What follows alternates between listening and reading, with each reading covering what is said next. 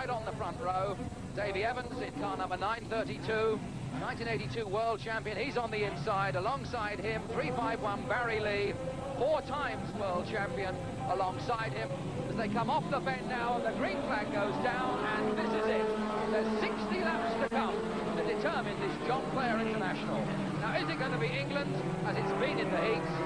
I beg your pardon, is it going to be Ireland, as it's been in the heats? Or is it going to be England that can fight back? Well, if the start's anything to go by, that's pretty even, because it's Davy Evans only just ahead of Barry Lee.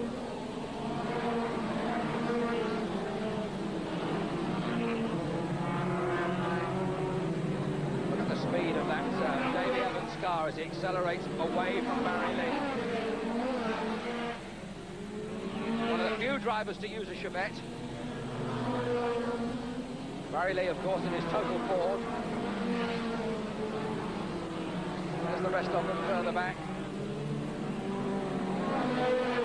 The English drivers know they've really got to go some in this, because in the first 8 places on the grid, there are in fact 5 Irishmen. 932, Davy Evans, the leader. His compatriot, Norman Christie, is right behind him.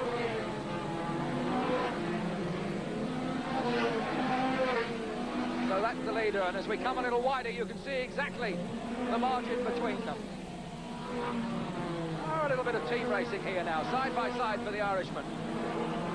Norman decides to take it up. 962, Norman Christie the leader. 932, Davy Evans is with him. 351, Barry Lee is tucked in behind. Further back, we've got 95, Andy Dons. 88 is Peter Grimer, but this is the leading group. Norman Christie in 962.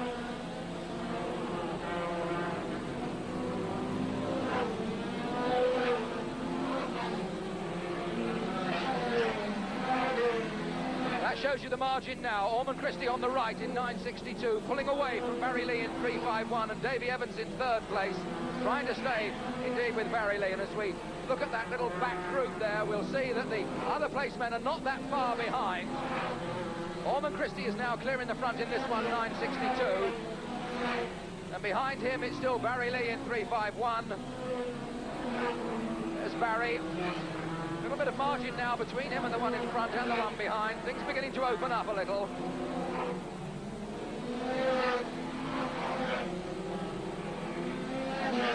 .962, Orman Christie. 351, Barry Lee. 932, Davy Evans is 3rd. 156. Stu Jackson comes next, then 242 Pete Stevens, then 915 Leslie Dallas, then 306 George Polly, number 8 Paul Grimer, 979 Richard Turtle. That's the full order now of about the first 7 places. But at the moment, it's Orman Christie for Ireland who leads, Barry Lee for England. There's Orman Christie, the leader, and as I said, the gap indeed is now beginning to widen. This man is the leader. And we can see in a moment the gap is now coming. There's 351 Barry Lee coming through in 2nd place.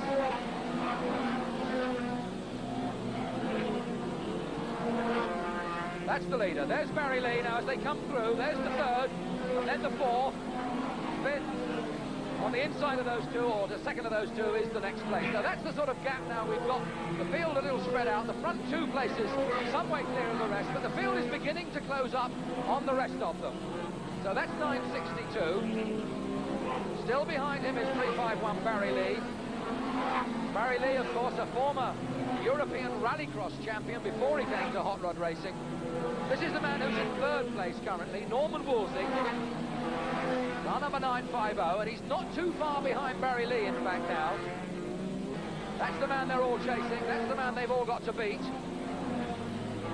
Of course, this race is to be decided on points, on this race alone. So we shall have to do some calculations after they've gone over the line to see who's actually won this international match. But the 16 points from the first man over the line will certainly be a great advantage to the Northern Ireland team. George Polly now has moved up, indeed, into 4th place. George Polly going much better after that mishap in the very first heat, but he's still got a long way to go to catch Orman Christie. So things are beginning to warm up for the places. 351 Barry Lee under real pressure now from 306 George Polly, and it looks as if George here has got the inside berth and looking set to move up into maybe he can catch Ormond where Barry couldn't. Indeed, he swept past very confidently. And in a moment or two, Ormond Christie will be looking in his mirror and wondering suddenly where George Polly has come from. George, in fact, look, opening the gap on Barry Lee.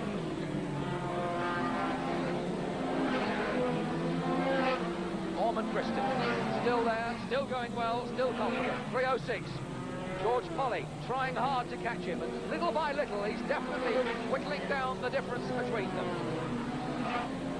Now, is the 9:03 car there of Robin Sloane going to hold him up? Perhaps Robin Sloane doesn't appreciate the significance of the fact that George is chasing hard behind Ormond Christie. Needs to get past quickly. He can't afford to wait too many laps to pass these slower back marker cars. George, your driver, that's never worried about having a go on the outside, just hoping, of course, the man on the inside doesn't drift wide and take him to the fence. Ormond Christie coming past the back marker number 8 car of Paul Grimer.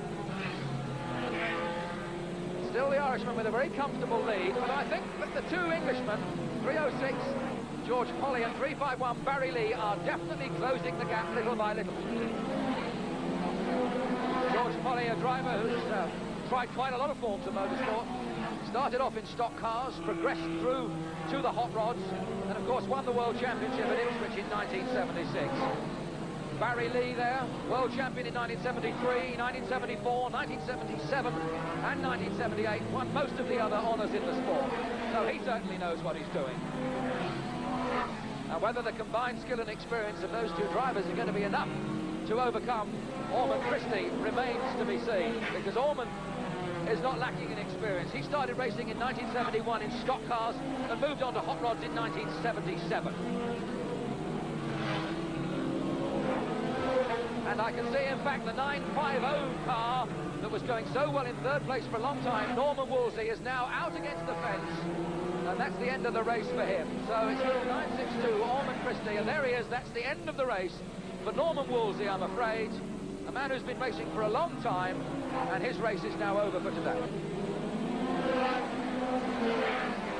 And now the lead that Ormond Christie has got is down to about a quarter of a lap, but that is still a lot for this man to get rid of.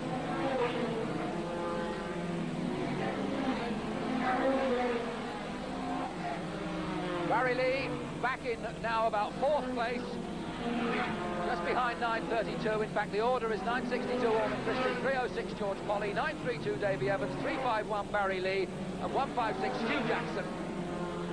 Those are the first places.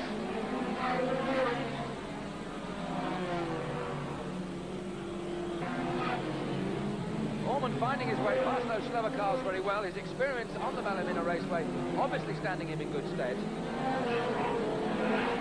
Knows his way around. He's not afraid to go on the outside. A beautiful racing surface here, very consistent, no enormous bumps to suddenly throw you off course. Barry Lee having a real tussle here with Davy Evans.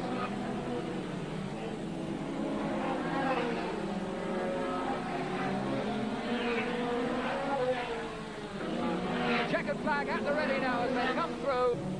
Ormond Christie is going to take it. Round he comes.